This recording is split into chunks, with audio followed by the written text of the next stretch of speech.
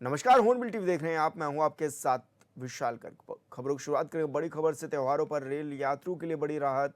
साबरमती से हरिद्वार के बीच चलेगी फेस्टिवल स्पेशल ट्रेन। रेलवे ने लिया बड़ा फैसला। 15 अक्टूबर से 30 नवंबर तक चलेगी स्पेशल ट्रेन। दोनों ओर से लगाए जाएंगे 14-14 चक्कर।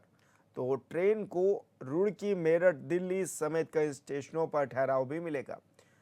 त्योहारों में यात्रियों के आवागमन में बड़ी सुविधा भी इस दौरान मिलेगी।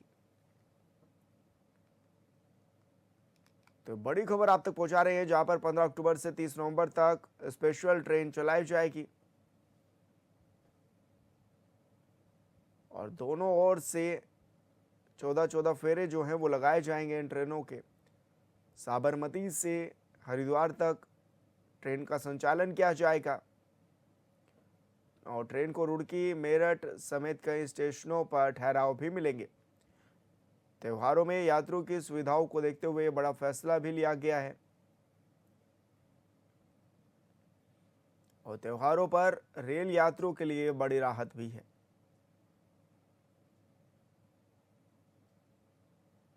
तो साबरमती से हरिद्वार के बीच चलेगी फेस्टिवल स्पेशल ट्रेन। और संवाददाता योगेश आर्य हमारे साथ फोन लाइन पर जुड़ गए हैं। योगेश, क्या कुछ जानकारी मिल रही है? रेलवे ने क्या बड़ा फैसला लिया है रेलवे को लेकर भी? हाँ, देखिए विशाल, त्योहारों पर यात्रियों के लिए एक बड़ी राहत देने का काम रेलवे विभाग ने किया है। रेलवे ने साबरमती से हरिद्वार के बीच जो है फेस्टिवल स्पेशल ट्रेन चलाने का जो फैसला है वो लिया है। ये ट्रेन अक्टूबर 15 से 30 नवंबर तक जो है चलेंगी और ये स्पेशल ट्रेन की अगर बात करें तो दोनों ओर से 14-14 फेरे जो है वो लगाए जाएंगे। ट्रेन जो है स्पेशल स्टॉपेज की हम बात करें तो रुड़की, मेरठ, दिल्ली, जयपुर, अजमेर सहित कई स्टेशनों पर रुकेगी। वहां ठहराव इसका किया गया है। इसके चलते जो है अगर देखा जाए तो साबरमती से हर बुधवार और शनिवार सुबह जो ट्रेन है वो 8:50 पर चलेगी और हरिद्वार से गुरुवार और रविवार को 9:40 पर चलेगी। देखा जाए तो 095-24 जो है गाड़ी का नंबर है और वो ट्रेन जो है रेलवे के मुताबिक जो है यात्रियों को त्योहारों पर आवागमन के लिए बड़ी सुविधा देने के लिए जो है ये कदम उठाया गया है और निश्चित तौर पर यात्रियों के लिए बड़ी कदम इस और बड़ी राहत भी माना जा सकता है, क्योंकि जिस तरह से देखा जाता है त्योहारी सीजन पर जो है दूर दराज में नौकरी करने वाले अपने घरों के लिए निकलते हैं और ट्रेनों का संचालन जो है अगर बढ़ता है तो निश्चित तौर पर राहत मिलती है और घर जाने में आसानी होती है, क्योंकि बड़ी संख्या में लोग अपने घर का रुख करते हैं। जी योगेश, ऐसे में यात्रियों के लिए सुविधा की तो आपने बात की, लेकिन क्या इसका किराया निर्धारित किया गया है? कितना ये किराया होगा? कहाँ कहाँ इसके ठहराव होंगे? क्या इन सब पर भी बातचीत हुई है? देखिए, किराए में कोई तब्दीली जो है नहीं की गई है, लेकिन स्टॉपेज में जो है कुछ बदलाव जो है वो किए गए हैं। बदलाव में कुछ एडिशन किया गया है ताकि रुड़की, क्योंकि रुड़की में पहले ट्रेन नहीं रुकती तो रुड़की में ठहराव की बात की गई है, मेरठ में की गई है। तो निश्चित तौर पर यहाँ के जो यात्री हैं उनको काफी लाभ मिलने का काम होगा और जो पहले से ही तय किराया है वही उनसे वसूला जाएगा, वही लिया जाएगा। तो निश्चित तौर पर कहीं ना कहीं अगर देखा जाए तो एक बड़ी राहत जो है मिलेगी कि ट्रेन जो है अब उनके उस स्टॉपेज पर रुकेगी जहां का सफर वह करना चाहते हैं और यात्रियों के लिए एक बड़ी भी सुविधा इसमें कहीं ना कहीं देखी जा सकती है, क्योंकि ट्रेन वाकई में ही ऐसा एक साधन है जिससे जो है लंबे रूट का सफर जो आसानी से तय किया जा सकता है और यात्रियों को काफी परेशानियों का सामना जो है वो त्योहारी सीजन में करना पड़ता है और ये बड़ी राहत। और इसके अलग भी कई ट्रेनों का संचालन जल्द शुरू होने जा रहा है, जिसकी ट्रेन रेलवे विभाग जल्द ही जो है जानकारी साझा करेगा। जी जी बिल्कुल योगेश, बहुत शुक्रिया आपका तमाम जानकारी साझा करने के लिए। डोईवाला से बड़ी खबर मिल रही है। भानीवाला स्थित स्कूल के कुछ कमरों में लगी आग। फायर ब्रिगेड ने मौके पर पहुंचकर आग पर पाया काबू। किसी के हताहत होने की कोई खबर नहीं है। नगरपालिका अध्यक्ष नरेंद्र सिंह नेगी भी मौके पर पहुंचे हुए थे। तो बड़ी खबर आप तक पहुंचा रहे हैं, जहां पर स्कूल के कुछ कमरों में ये आग लगी है और तस्वीरों में भी देखा जा सकता है कि किस तरह आग ने विकराल रूप लिया। हालांकि मौके पर फायर ब्रिगेड की टीम भी पहुंची और वक्त रहते आग पर काबू भी पा लिया गया है। हालांकि किसी के हताहत होने की कोई खबर नहीं आई। ऐसे में अब आग लगने के कारणों को जानने की भी कोशिश जारी रहेगी। अभी तक ये पता लगाने की कोशिश भी की जा रही है कि कितना नुकसान भी इससे हुआ है।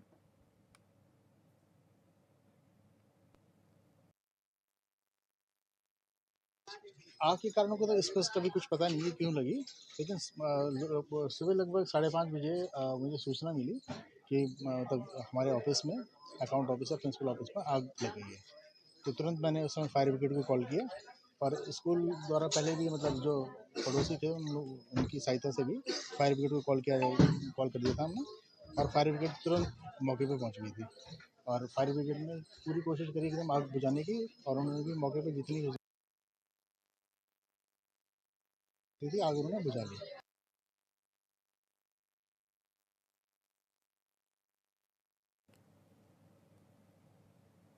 चमोली में राष्ट्रीय ग्राम स्वराज अभियान के तहत नव निर्वाचित सदस्यों का 5 दिवसीय आवासीय अभिमुखीकरण प्रशिक्षण कार्यक्रम गोपेश्वर जिला पंचायत सभागार में शुरू हो गया है। प्रशिक्षण के पहले दिन जिला पंचायती राज अधिकारी रमेश चंद्र त्रिपाठी ने 73वें संविधान संशोधन के प्रावधानों, त्रिस्तरीय पंचायत राज व्यवस्था, गरीबी मुक्त आत्मनिर्भर ग्राम पंचायत और जिला पंचायत विकास योजनाओं संबंधित विस्तृत जानकारी दी गई है।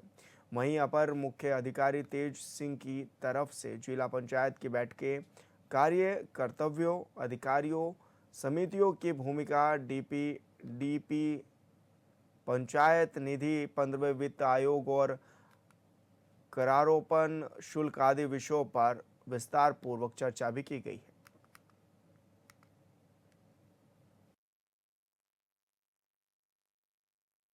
यहाँ पे जो हमारी अभी सभी विभागों की ट्रेनिंग, सभी 26 जितने भी हमारे मेंबर हैं सभी को प्रशिक्षण दिया जा रहा है। ये 5 दिन तक चलेगा।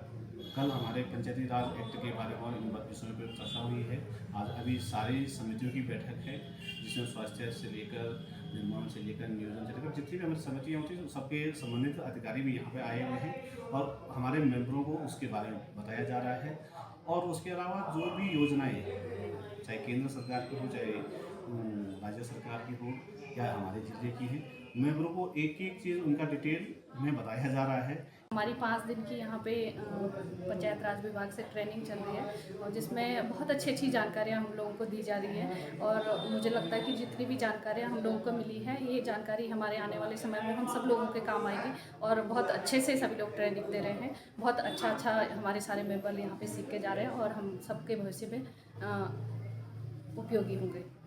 26 बेटी वार्ड से जो है जिला पंचायत सदस्य निर्वाचित होकर आया हूँ, और ये हमारे लिए ही मतलब सारे सदस्यों के लिए बड़े सौभाग्य की बात है। बहुत अच्छी बात है कि एक प्रशिक्षण जो शिविर यहाँ सदन में आयोजित किया गया माननीय जिलाध्यक्ष जी के सानिध्य में, और उसमें लगभग सभी सदस्यों को जो है कि विभागवार सारी जानकारियाँ प्रदान की जा रही है। और जिला पंचायत सदन में और जिला पंचायत के अधीन जो भी कार्य योजनाएँ, वित्त से रिलेटेड हर प्रकार की जानकारी जो है कि इस प्रशिक्षण शिविर में जो है कि अधिकारी के द्वारा सब लोगों को हम लोगों को दी गई है। अल्मोड़ा में दीपावली को देखते हुए नगर निगम, पुलिस और प्रशासन की संयुक्त टीम ने पटाल बाजार में अतिक्रमण हटाने की कार्रवाई शुरू कर दी है। लंबे समय से सड़कों और गलियों पर फैलाए गए दुकानदारों के सामान और फड़ ठेलों को हटाने के लिए प्रशासन ने कड़ा रुख अपनाया है। टीम के पहुंचते ही बाजार में अफरा तफरी मच गई। कई दुकानदारों ने खुद ही अपना सामान हटाना शुरू कर दिया, जबकि कुछ के चालान भी काटे गए। अधिकारियों ने चेताया कि बार बार दिए गए निर्देशों के बावजूद अतिक्रमण नहीं हटाया गया, इसलिए अब सख्त कार्रवाई की जाएगी। जिला प्रशासन और पुलिस प्रशासन द्वारा बाजार क्षेत्र में जो अतिक्रमण हो रहा है, फल सब्जी इत्यादि चीज़ों पे दुकानें लगा रखी है, आम जनता को चलने में बहुत ही परेशानी हो रही है। दीपावली का त्यौहार है जिसमें फायर की गाड़ी भी आ रही है। बड़ी मुश्किल है कि फायर की गाड़ी कभी आग लग जाए, दुकान में कोई ऐसी समस्या हो जाए कहीं बाजार में, तो इसमें जनता को बचाना बड़ा मुश्किल हो जाएगा। इसलिए नगर निगम ने आज ऐसा प्रयास किया है कि बाजार क्षेत्र में विशेष प्रकार से किसी प्रकार की अतिक्रमण न हो और आम जनता को चलने फिरने में कोई परेशानी न हो। नगर निगम इस प्रकार के अभियान लगातार जारी रखेगा। विशेषकर इस दीपावली त्यौहार में को देखते हुए हमारा ये पुनः जनता से भी अनुरोध है कि आप कम से कम बाजार में अतिक्रमण न करें। फायर की गाड़ी के लिए हर हमेशा व्यवस्था बनी रहेगी, जिससे आम जन जीवन स्वस्थ रहे और सुखी। विधानसभा चंपावत के स्वाला भूस्खलन क्षेत्र पर मुख्यमंत्री पुष्कर सिंह धामी पहुंचे। ऐसे में सीएम ने चंपावत टू टनकपुर हाईवे में स्वाला के पास पहाड़ी से गिर रहे भूस्खलन का स्थलीय निरीक्षण किया। सीएम धामी ने कहा है कि भूस्खलन रोकने के लिए केंद्र सरकार की ओर से बजट जारी किया गया है और 2026 तक केंद्र और राज्य सरकार की राष्ट्रीय राजमार्ग इकाई की ओर से समस्या से निजात भी मिलेगा। इस दौरान सीएम ने स्थानीय लोगों से मिलकर उनकी समस्याओं को भी सुना और अधिकारियों को निर्देशित भी किया।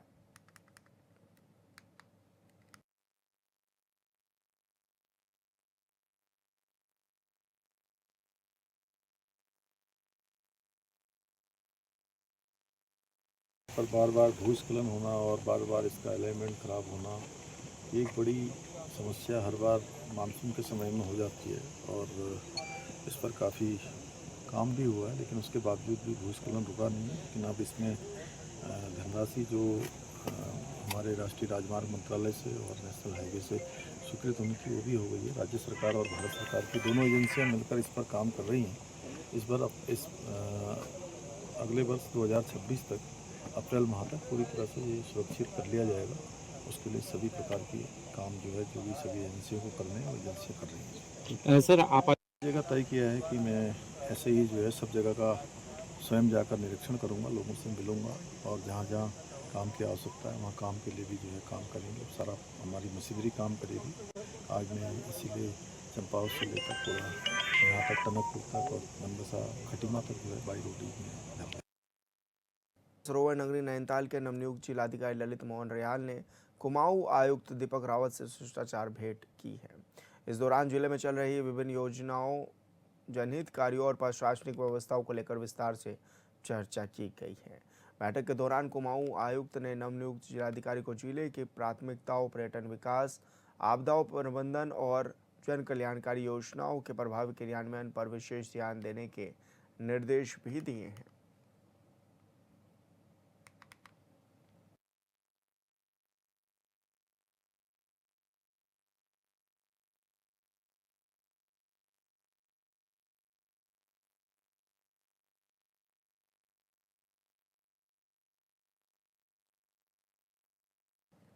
नैनीताल हाईकोर्ट ने कार्बेट पार्क में जिप्सी पंजीकरण को लेकर स्थानीय लोगों की तरफ से दायर जनहित पर सुनवाई की है। सुनवाई के बाद कोर्ट की खंडपीठ ने डायरेक्टर कॉर्बेट को निर्देश दिए हैं कि वो नई पॉलिसी लेकर आए ताकि ज़्यादा से ज़्यादा लोगों को रोजगार मिल सके। साथ ही कॉर्बेट के निर्देश दिए हैं कि मामले में अगली सुनवाई तक पंजीकरण को अंतिम रूप न दिया जाए। मामले की सुनवाई के लिए कोर्ट ने 27 नवंबर की तिथि भी नियत कर दी है। पंजीकरण की जो प्रक्रिया है उसमें कुछ लोगों की आपत्ति थी कि नए परमिट होल्डर्स को प्रतिभाग का मौका नहीं दिया जा रहा है और कुछ लोगों के फेवर में मोनोपोली क्रिएट हो गई है। उस मामले में कोर्ट ने सुनवाई की थी। डायरेक्टर कॉर्बेट आज इसमें अपेयर हुए थे। कोर्ट ने उनको डायरेक्ट किया है कि इस मामले में एक नई इक्विटेबल पॉलिसी बनाए जिससे ज़्यादा से ज़्यादा स्थानीय लोग जिप्सी के कारोबार में शामिल हो सकें और उनको रोजगार मिले, और साथ ही तब तक जब तक की अगली सुनवाई नहीं होती तब तक जिप्सी पंजीकरण प्रक्रिया को होल्ड पर रखने के भी आदेश। नैनीताल के काला ढूंगी पहुंचे वन मंत्री सुबोध उनियाल ने नया गांव स्थित कॉर्बेट वाटरफॉल का विधिवत शुभारंभ किया। इस अवसर पर मंत्री ने विभागीय अधिकारियों को निर्देश दिए हैं कि सामुदायिक आधारित पर्यटन को और अधिक बढ़ावा देने के लिए ठोस कदम उठाए जाएं ताकि ग्रामीणों को रोजगार से जोड़ा जा सके। उन्होंने कहा कि कॉर्बेट वाटरफॉल एक आकर्षक पर्यटन स्थल है जहाँ पर्यटकों को उत्तम सुविधाएं मिलनी चाहिए। इससे वन विभाग की आय में वृद्धि के साथ साथ स्थानीय लोगों को भी आर्थिक लाभ मिलेगा। पालिका अध्यक्ष रेखा कत्यूरा ने नैनीताल रोड में खाली पड़ी वन भूमि में जंगल वन बनाने की भी मांग की है।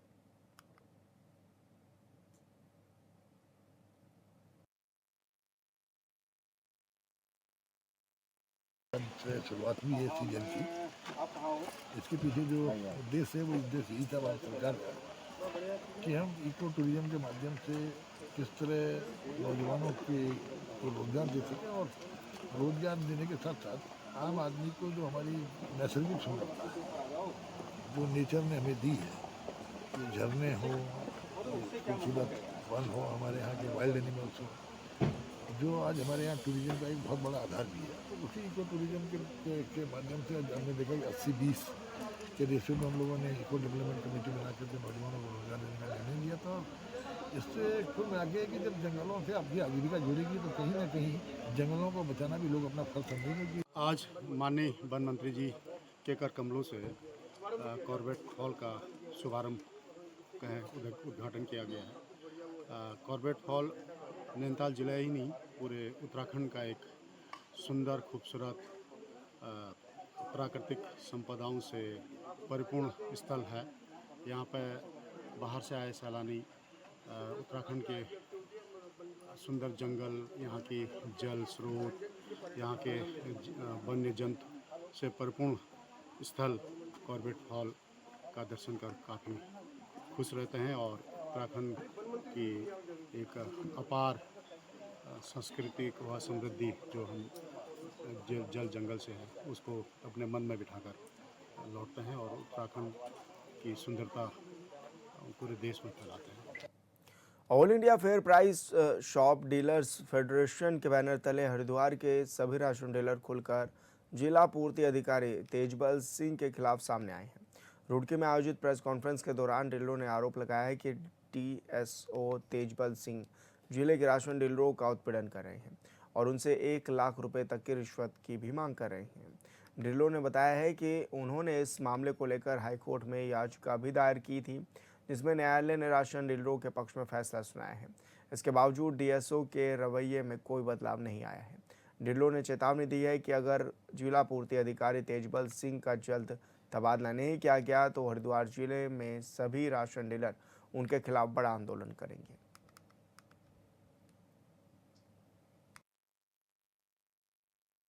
देखिए, हमारी फेडरेशन की तरफ से जो हरिद्वार यूनिट की तरफ से नरेंद्र कुमार शर्मा जो अध्यक्ष साहब हैं, इन्होंने एक याचिका डाली थी। उसमें सिंगल बेंच ने 9/9/2025 को एक आदेश किया था कि जो डीएसओ हरिद्वार है तेजबल सिंह और एक एआरओ हैं रवि सनवाल जी भादराबाद, कि इनकी जांच 3 महीने में करके एक्शन करें। वो कमिश्नर फूड को किया था। उन्होंने एक जांच टीम बनाई और जांच टीम बनते ही जैसे ही ऑर्डर का इन लोगों को पता लगा, इन्होंने इस कदर इन लोगों का उत्पीड़न किया, इस कदर लोगों को परेशान करना शुरू कर दिया। हमारे यहाँ जो डीएसओ साहब हैं, एआरओ सनवाल हैं, इतने भ्रष्ट हैं, बहुत ज़्यादा भ्रष्ट हैं। इन्होंने हमें इतना परेशान कर रखा दुकानदारों को। आप ये लगा लो, अभी हमारा कोरोना काल का पैसा आया था, उसमें इसने 20 से 25% हमारे से वसूला है। जिस दुकानदार नहीं देता है उसे धमकाता है, उसे कहता है कि तेरे 3/7 का मुकदमा करूँगा, दुकान कैंसिल करूँगा, और इसकी एवज में फिर 1 लाख रुपए वसूल करता है। मैं ज़्यादा नहीं ये बताऊंगा, ये देवभूमि उत्तराखंड है। देवभूमि उत्तराखंड में हम चाहते हैं कि यहाँ देव समानी सब अधिकारी हमें, जो यहाँ भ्रष्टाचार मचाया गया और जो भ्रष्टाचार यहाँ हो रहा है, और आज की तारीख में भी जो पैसा आया हुआ है वो बंदर बांट कर दिया गया। अभी भी हमारे ब्लॉक नारसन का पैसा नहीं डाला गया, क्योंकि कहीं ना कहीं इसमें जो है कुछ भी मतलब घालमेल होने की संभावना व्यक्त की जा रही, इसलिए ये पैसा हमारा नहीं आ पा रहा है। तो मैं ज़्यादा ना कहते हुए सिर्फ इतना ही कहूँगा कि जो भी यहाँ अधिकारी वो ईमानदारी से काम करें, राशन डीलर का दर्द समझें, उनको इतना हलाल ना करें कि उनको पैसा दिया जा। हम पैसा देने में असमर्थ हैं। अवैध वसूली जो है ये रोकी जाएगी और रुकेगी। राशन डीलर एकता जिंदाबाद है और हम इनके लिए संघर्ष करते रहेंगे और आखिरी दम तक संघर्ष करेंगे। और संवाददाता परवेश राय हमारे साथ फोन लाइन पर जुड़ गए हैं। परवेश, क्या कुछ जानकारी मिल रही है, किस तरह से राशन डीलर अपनी मांगों को उठा रहे हैं?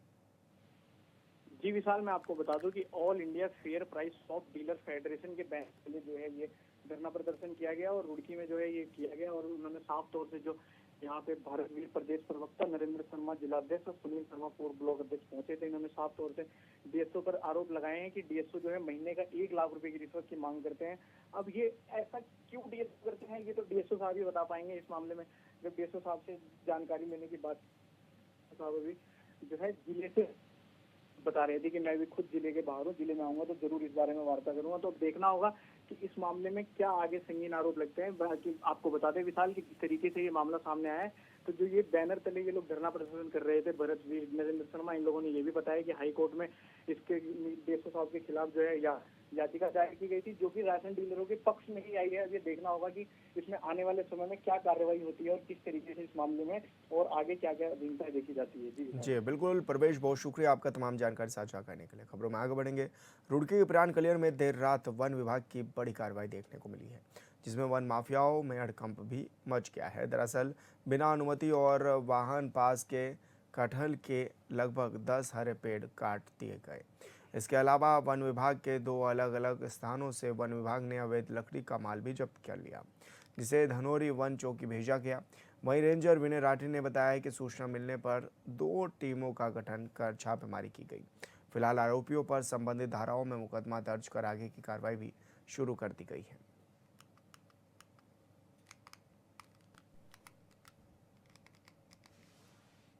रुड़की की स्वास्थ्य व्यवस्था पर एक बार फिर से बड़ा सवाल खड़ा हो गया है। भगवानपुर के तेलपुर गांव में एक महिला का रामपुर चुंगी स्थित फोकस अस्पताल में पित्त की थैली का ऑपरेशन किया गया, जिसके बाद उसकी हालत अचानक बिगड़ गई और उसकी मौत भी हो गई।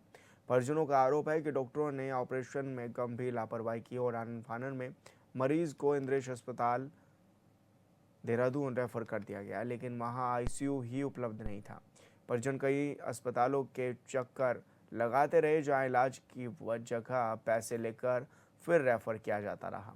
गुस्साए परिजनों ने फोकस हॉस्पिटल पर फर्जी तरीके से इलाज और कमीशन खोरी के गंभीर आरोप भी इस दौरान लगाए हैं।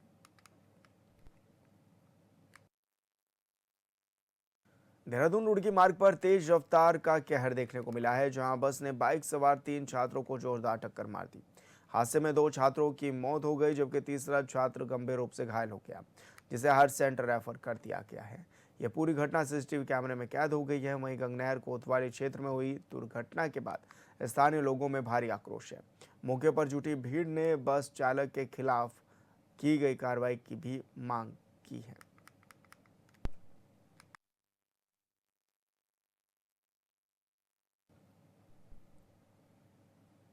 और फिलहाल इस बुलेटिन में इतना ही। आप देखते रहिए हॉर्नबिल TV। नमस्कार।